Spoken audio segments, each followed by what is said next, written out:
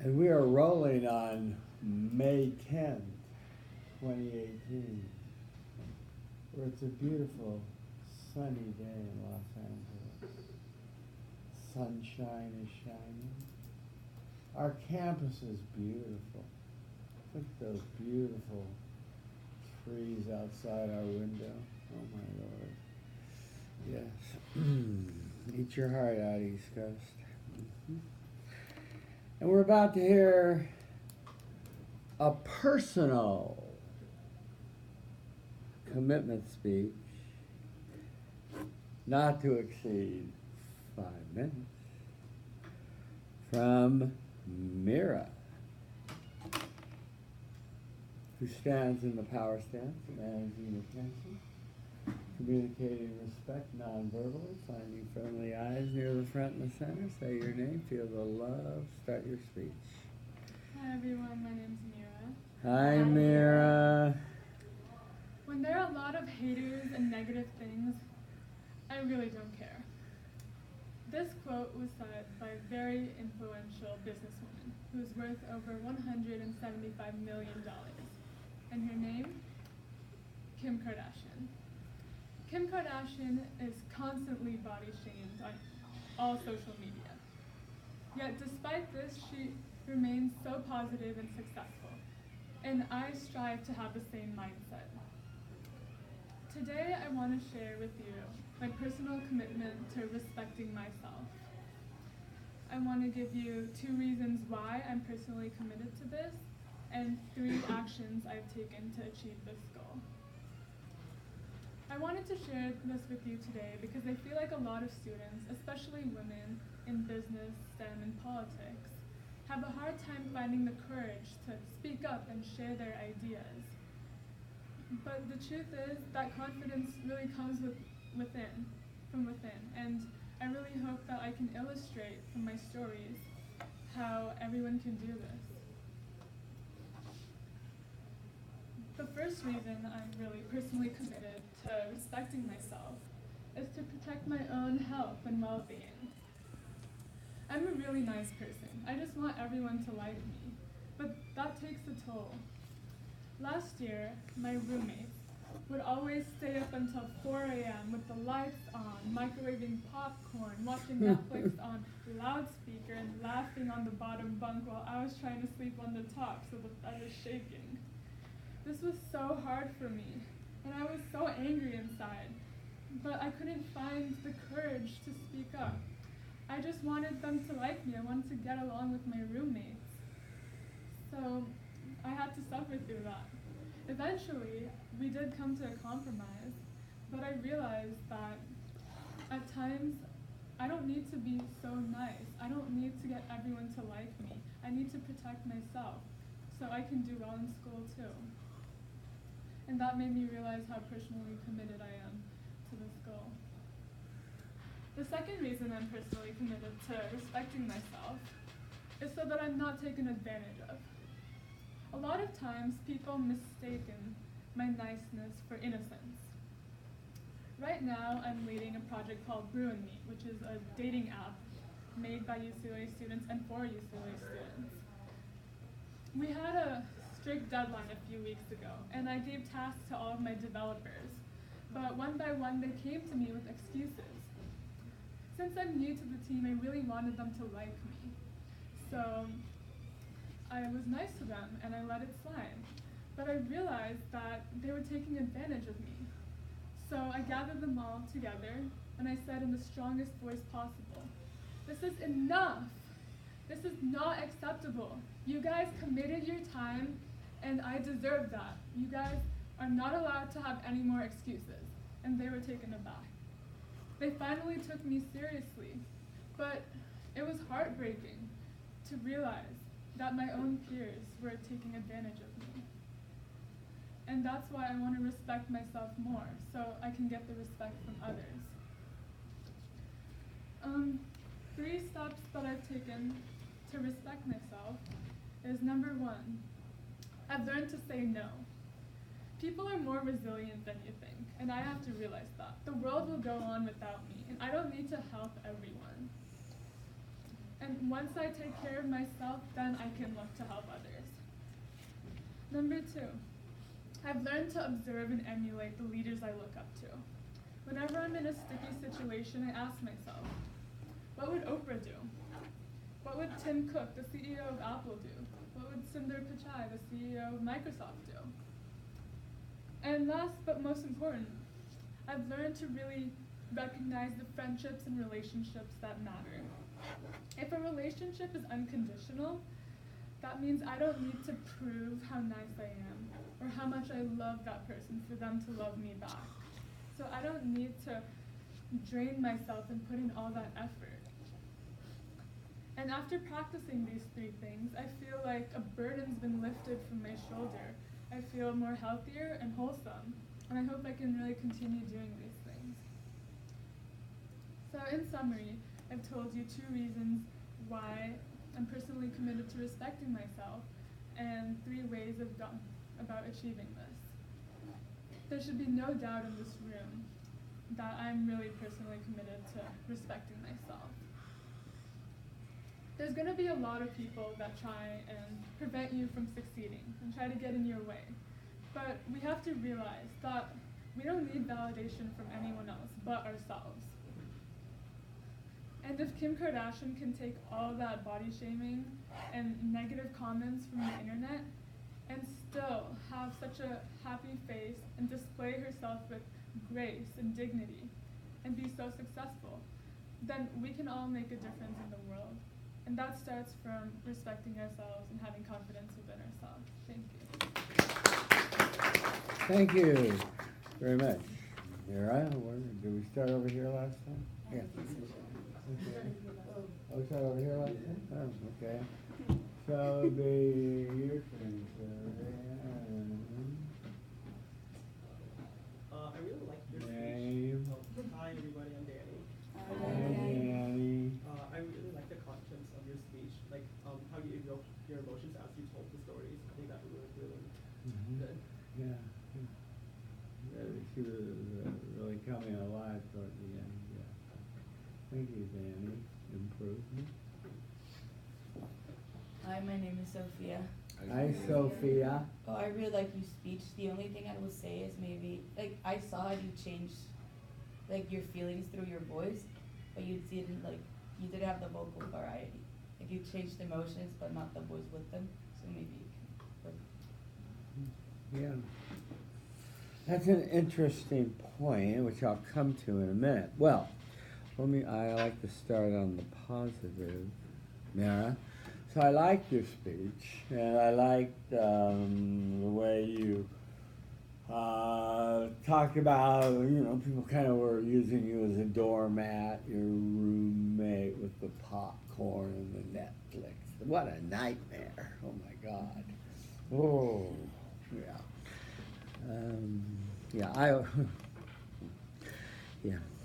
I was just, yeah.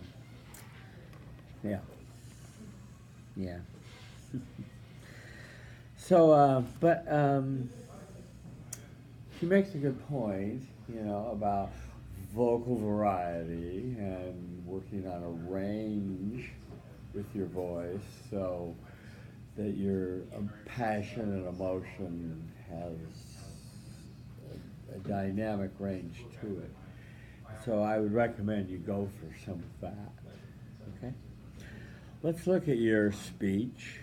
I thought that it met the standards of being personal and sharing a private side of yourself, and it was authentic, which is what I wanted it to be. Much like the one model that I presented. You started with Kim Kardashian, which got all of our attention, and body shaming, and $175 million, and managed to pull it all off, I guess, and as you put it, she stays strong despite it all. So you told us you wanted to respect yourself, and you gave a good thesis, 2 reasons and 3 actions. And you said that, you know, that you thought that other people in the class probably have faced this issue too. So I gave you high marks for your significance statement, and how, you know, your notion of this confidence starts from within was a good one, yes. So on your main body, you told us of your first reason was that you had the roommate from hell who watched Netflix and ate popcorn, and you sat and silently stewed for quite a while until you managed to summon the courage to speak up and to work it out. And that was good, you know. So that was a good story, and I would have liked you to have sort of put more of the tension into it of how you were boiling and boiling inside, and then you just, okay, I've had enough of this. I'm going to talk to her and confront her and stand up for myself, you know.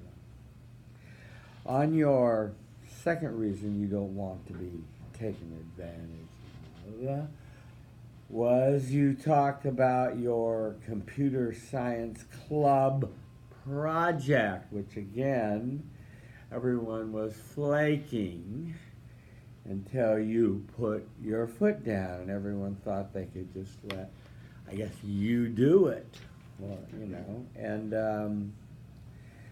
you know, and yeah, it's a lonely feeling when you realize you're the only one that cares enough to do it, and the others don't care. But you know, but I'm glad you raised your voice and, you know, put your foot down. So that was a good moment that you shared with us. On your actions, I think you're right.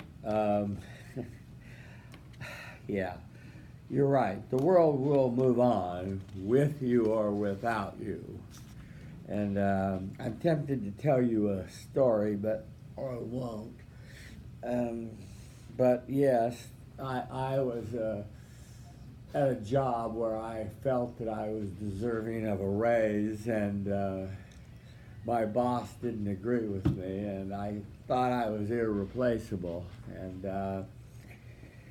I said, "You're going to miss me. I'm going to quit." He goes, "Miller, you want to know how long I'm going to miss you? How long am I going to miss you?" He goes, "Come here." And he took me to the back. It was in a supermarket. And he filled a bucket full of water. He says, "Put your fist in that water." He says, "Pull it out." He says, "Do you notice how long the water stayed parted?" I go, "Yeah." He goes, "That's how long I'll miss you." Ooh. So I decided not to quit, and I went back to my job, and you know, decided to stay for another day, you know. But it's true, you know. There are people who will come along and replace us with or the world will go on with or without us, and we might as well make peace with that fact, huh? Yeah. And I think you have, sort of. I like your second idea of having role models of what would Oprah or Tim Cook or Sundar, I can't pronounce the name, Pichal, is it, or Pichai, is it, would do. I think that's, you know, other people use Jesus, other people use Buddha, you know, people use different people, their mother, their father, you know, just role models, you know, and it's good to have a role model, but what would they do in this circumstance? It's good to think about that. On the focusing on the people that do love you, I thought that was also a positive thing to buttress up your self-confidence. You had the fourth step of how you feel when you take these actions, so you didn't skip the fourth step, which I was very pleased with. Your summary was fine, your conclusion was fine, and your Tie back to Kim Kardashian. Okay. York and eyes. Maintain eye contact. Don't keep looking at the ceiling. Speak more naturally, not hesitantly. And speak louder. How'd your canais go? I think I practiced a lot more for the speech, so when I spoke, I was more confident and I was looking at the audience. Right, you knew speech too, and that helps, and it helps. Practice will give you that confidence. I thought this was a simple speech with its message. I didn't feel that you had overly complicated it with some Maslowian theory of self or anything that you wanted to throw in there, as some people often do. What was unexpected that you put in here for attention? I tried to make my hook unexpected. To Kim Kardashian. Okay. I thought you were credible in your actions. You didn't need to cite any, quote, evidence, so that wasn't really an issue here per se. I thought you kept it pretty concrete and didn't get abstract. As far as an emotional connection goes, I think you did a pretty good job of us feeling for you having to endure some of these situations. It would help for you to remember how it felt when you were enduring this, the Netflix popcorn horror, nightmares of it all and stuff. But anyway, nice job. Thank you. Okay, do we have another B? No more B's. Oh, we have a B. Good. Give me a moment, Mrs. B.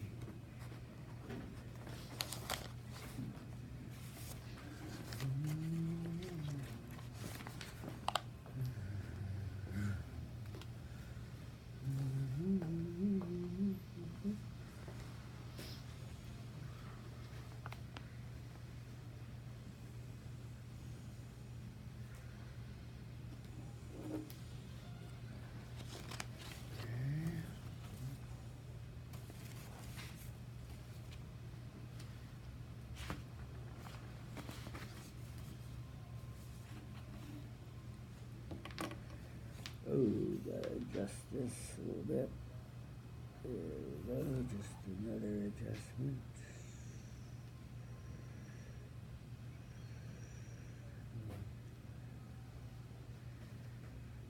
There we go.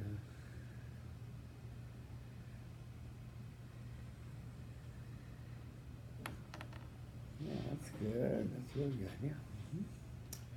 And it stands before us, and the power stands a little lighter, yeah. Managing attention, making sure all eyeballs, get that phone away, that's rude. Communicating respect non-verbally, finding friendly eyes near the front and the center, say your name, feel the love, start your speech. Hi, my name is Sophia. Hi, Sophia. Patience is a virtue. I'm learning patience, but it's a tough lesson.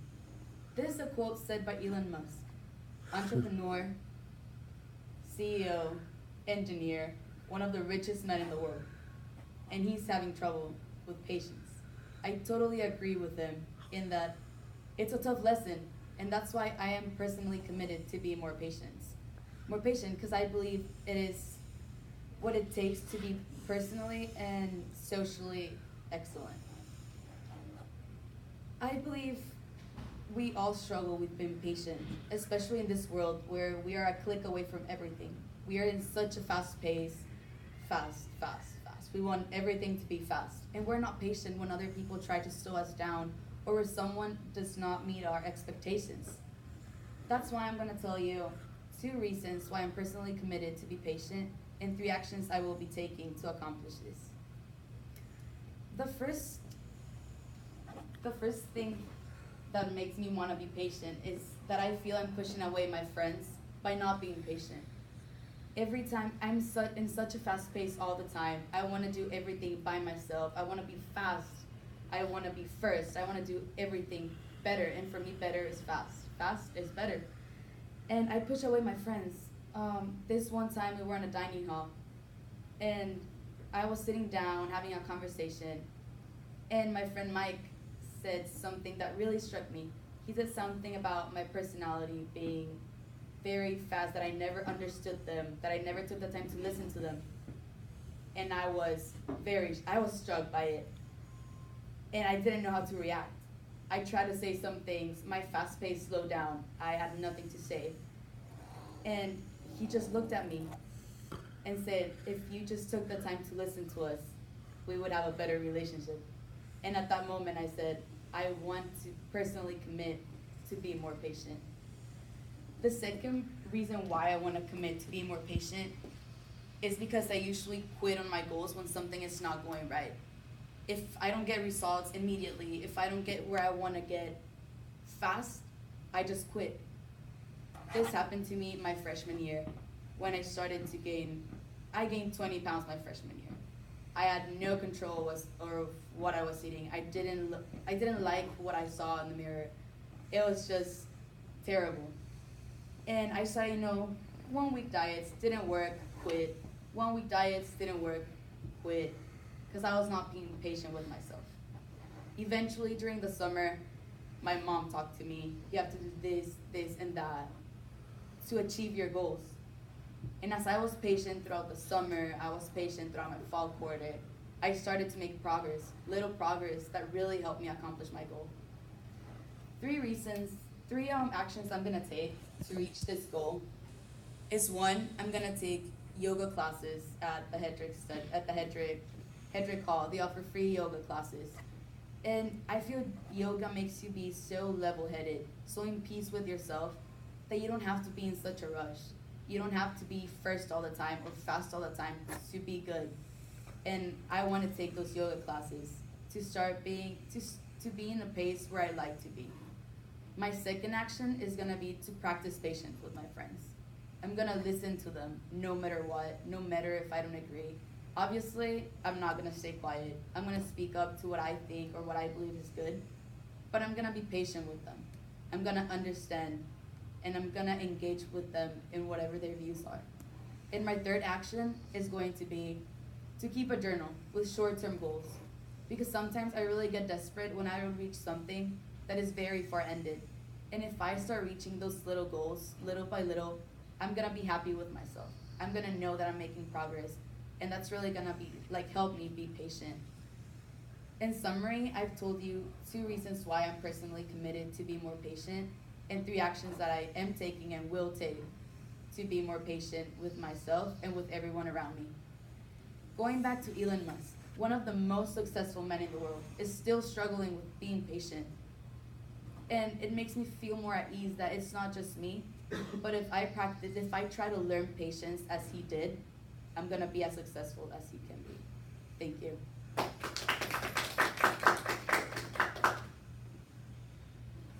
Okay, thank you, Sophia. Or somewhere here, Connie. Hi, I'm Connie.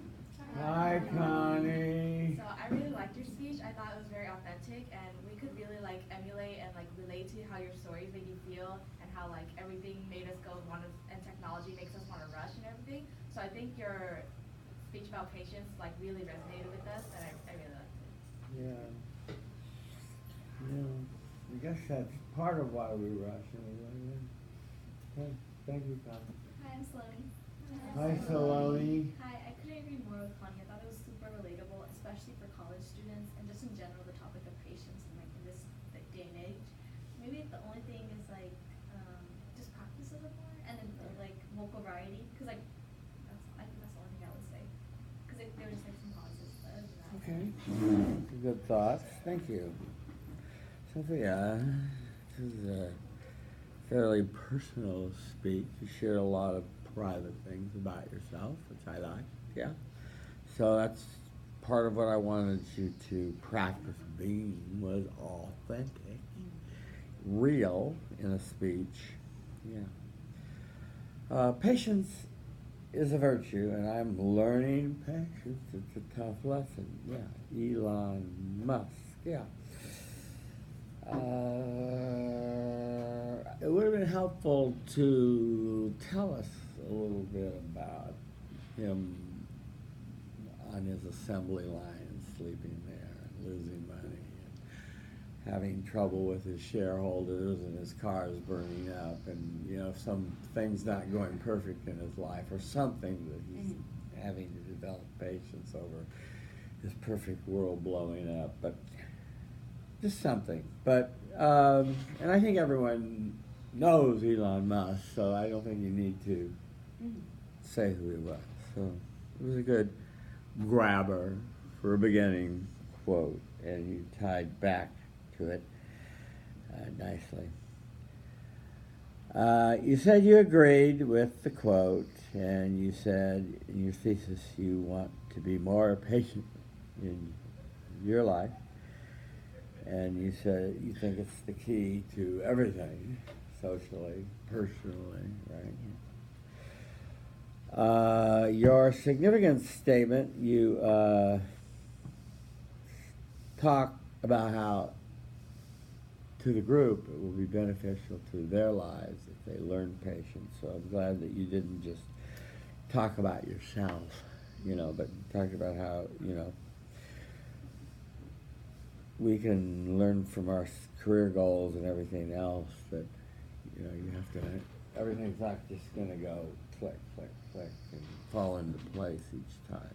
So, on your first reason, yeah, we have these moments when we all have had them when we think we're the bee's knee and we think we're amazing. And someone says, hey, Sophia, you never listen to anybody. Why don't you shut your trap and let people speak and actually hear what they're saying? And suddenly, it finally got through to you, you know, and you kind of went, wow, that's, yeah, well, okay, yeah, maybe there's a grain of truth or three there. So I like that moment that you shared because it showed you being very vulnerable and very real. And that was good. It's very difficult to be a good listener. Many people aren't a good listener.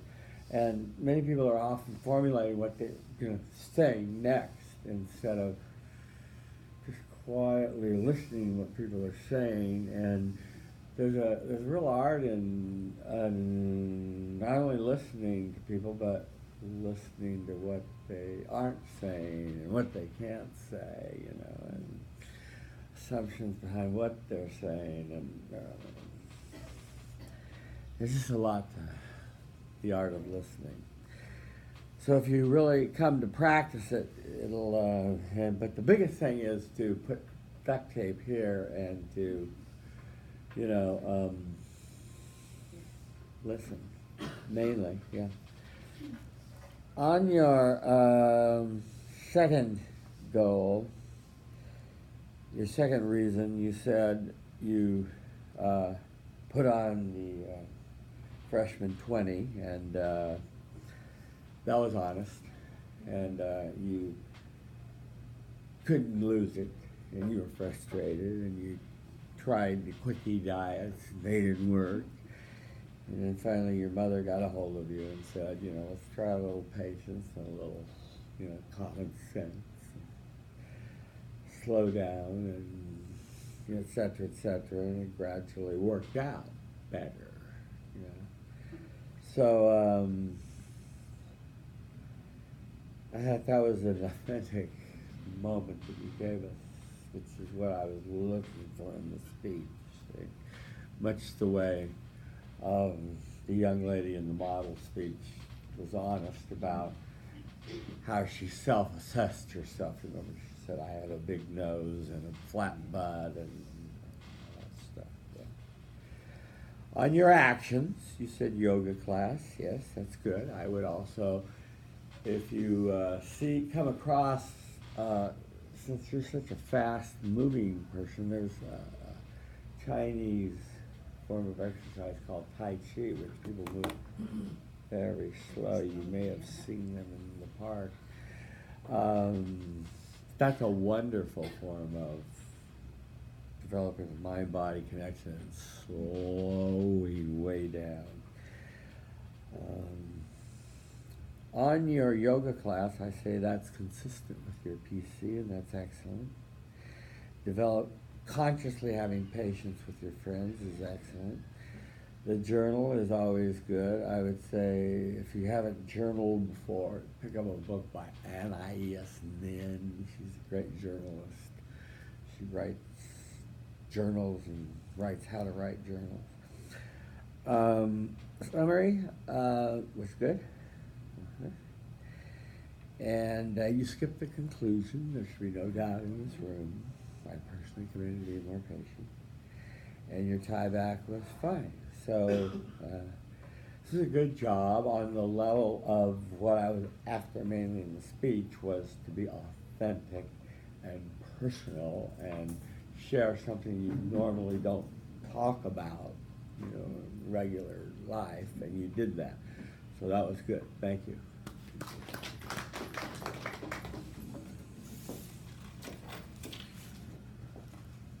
Okay, do we have another B?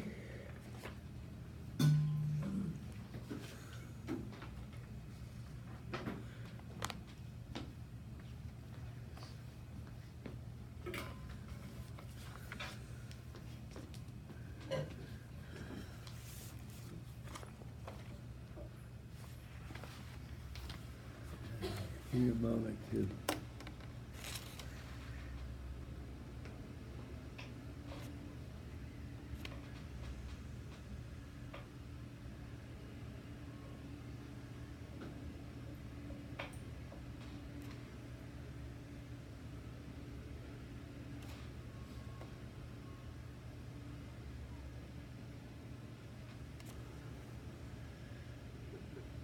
Beautiful.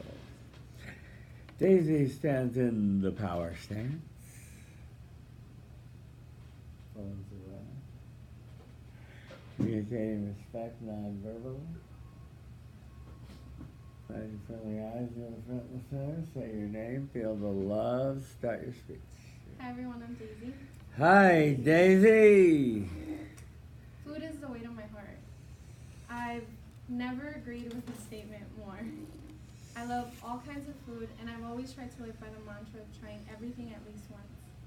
However, the food that holds the most special place in my heart is Mexican food, because I grew up with it, and I personally think that my mom makes the best Mexican food out there, although I know anyone else with a Mexican mom will probably fight me on that. So today I want to share with you 2 reasons I'm personally committed to learning my mom's recipes, and 3 actions I've taken to fulfill this personal commitment. Food to me is way more than just a way to settle a rumbling stomach. I think, at least in Mexican culture, it brings people together. Growing up, there wasn't a birthday where my mom didn't ask me, what dish do you want me to make you? And I knew that that was one of her many ways of showing me that she loved me. So the first reason I'm personally committed to learning my mom's recipes is so that I can bond with her through the experience of cooking. There's moments when my mom is cooking that take her back to when her mom was teaching her how to cook, and these stories about her childhood inspired stories about her entire life. And I love learning about my mom. I love learning about the woman who raised me, and this makes me feel really warm inside, and I think it's even better than the food that's produced at the end. The second reason I'm personally committed to learning my mom's recipes is because my parents no longer live together. And so that's inspired my dad to learn how to cook.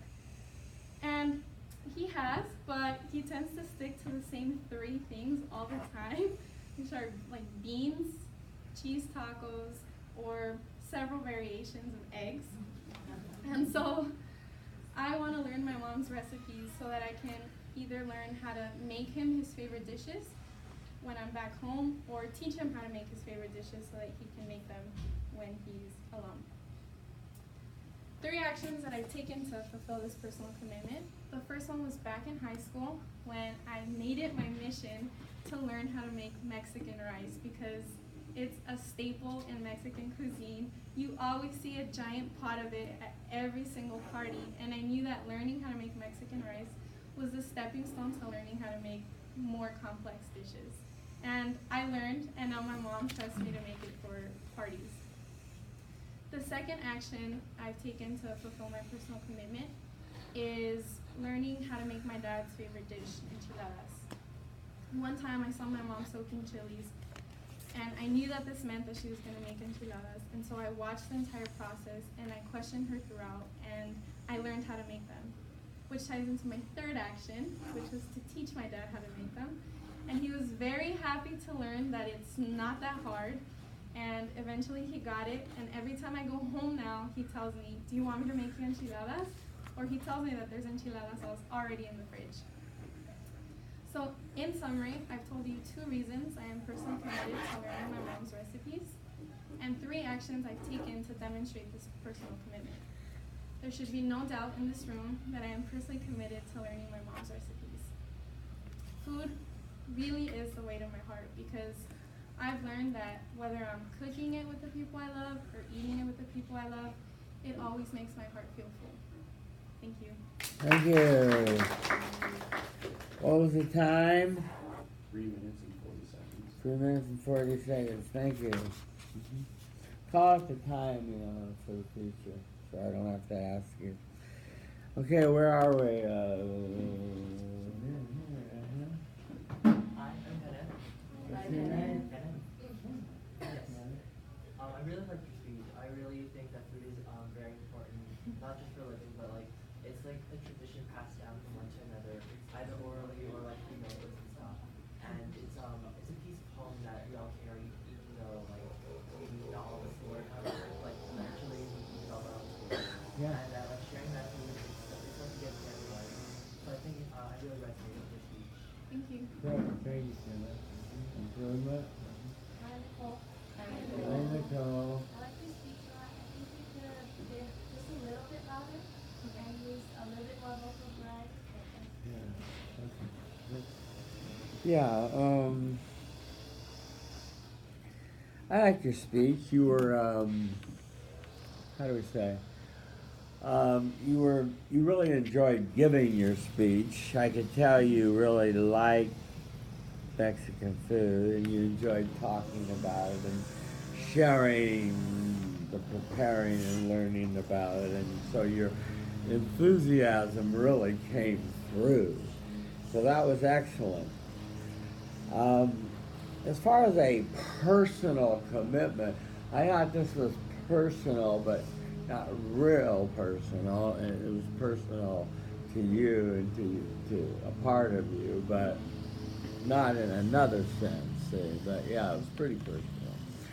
I also want to remind everybody, don't wear white because you blend in with the white background, so don't wear white when you're going to perform. Let's go through your speech, Daisy. You said food is a way to my heart. That's an old truism that used to be said, the way to a man's heart in sexist days to make him a good meal, in the old days. So yeah, and you related that to your Mexican culture, and so that was good. You talked about your mom's recipes. You had a good, significant statement. Your first reason was that you said that when you knew that your mother was going to make her special recipe, that it was a very positive thing, because you not only learned the recipe, but you learned the family history. So that was a desirable thing. That was good. You shared with us that your parents are separated or divorced or something. and that your father cooks 3 simple things, and then you were told that in a very positive way, you know. So it's kind of cute hearing that he eats eggs and tacos and something else. I don't know. And yeah, so that was cute. So you were sort of helping him expand his repertoire. So that was good. On your actions, you said Mexican rice and help your dad make enchiladas, and he likes to make you enchiladas now. You skipped the part where you say, when I take these actions, I feel great. I feel that I'm closer to my family and culture, so bring back the feeling state in all this. Your summary was good, your conclusion was good, and your tieback was good. Now your canais were, try not to kick out my legs. Well, that edge is loud, isn't it? Try not to move my hands as much. Use vocal variety. How to go? I don't know if I move my legs, Uh-huh. but I think as far as vocal variety, I think You close the window. Does that help?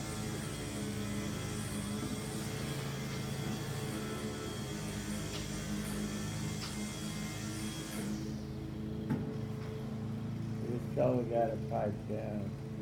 Don't fall out the window. I guess we can't. Okay. No, don't fall out the window closing it. That's all right. Forget it. Forget it. We'll be fine. There we go. There we go. Good man. Yeah. Does that help? No.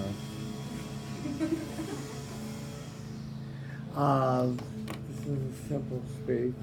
What was unexpected? I don't know, maybe the part about my parents being Yeah. separated. Okay. Yeah. Okay.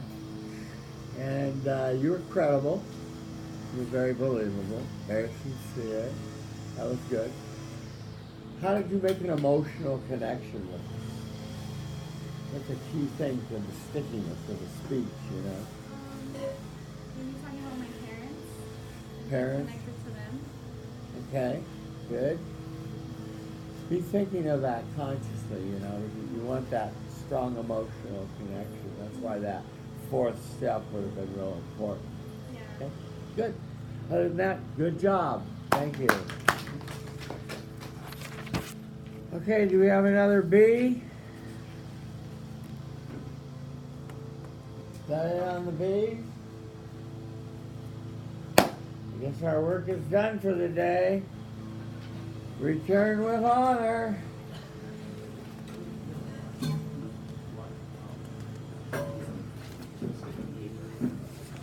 Oh, you want to get your sticky exam?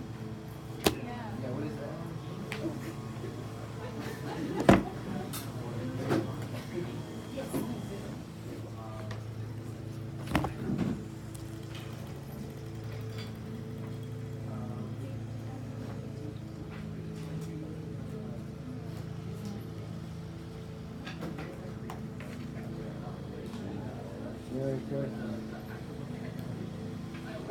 Happy New Year.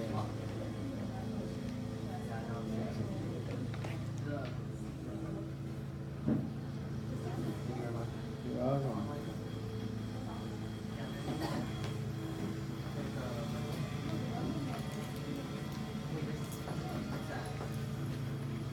I got you.